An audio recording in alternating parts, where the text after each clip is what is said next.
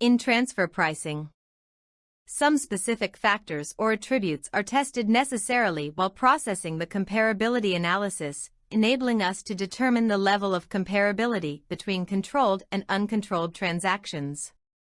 And here we are referring to the comparability factors, but before getting started, let's quickly summarize what we discussed within our earlier videos. Hit the subscribe button and let's get started.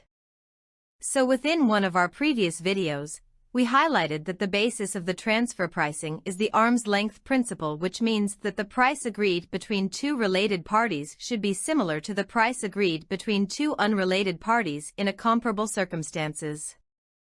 And then within another video we highlighted that to be able to test on whether a related party transaction is arm's length or not, then you need to compare between the conditions around a controlled transaction with the conditions that would be applied between independent parties, enabling us to finally reach a reliable measure of an arm's length result. And that is the job of the comparability analysis.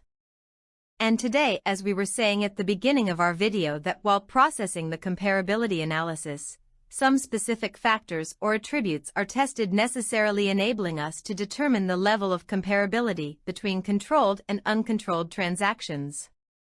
Well, so normally, and as a part of the comparability analysis, we should understand and define the controlled transaction under the test, and also to understand the background of the industry and the overall business of the taxpayer. And such is normally structured around 5 comparability factors, which would be as follows.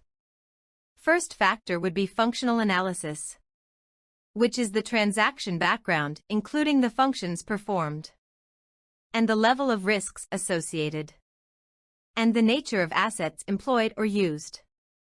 And here, understanding the transaction background should affect the determination of an arm's length remuneration to determine on whether the profits or losses earned by the entities are appropriate compared with the functions performed by the company, and also assets employed and risks associated as well.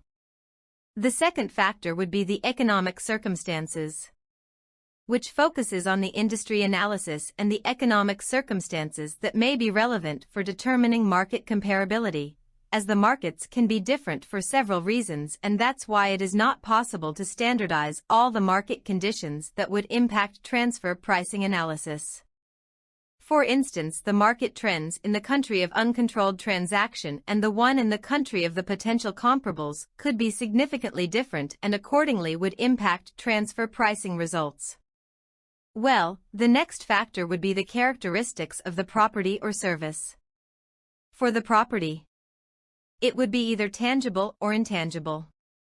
And for the services, it would have different characteristics which may lead to a difference in their values in the open market. And that's why such differences must be taken into consideration in any comparability analysis of controlled and uncontrolled transactions. Also, we have the contractual terms. And here, any material differences in contractual terms between the taxpayer's controlled transactions and the potential comparables should be evaluated, enabling us to judge whether the comparability between the controlled and uncontrolled transactions is sufficient, and also on whether any comparability adjustment needs to be made to eliminate the effects of such differences. And finally, business strategies. And here, business strategies would include several aspects such as innovation or launching a new product, and also assessment of any political changes. All of that would be taken into account when determining the comparability base between both controlled and uncontrolled transactions. More transfer pricing videos are coming, so like and subscribe if you would like to see more interesting tax videos, and thanks for watching TaxGate.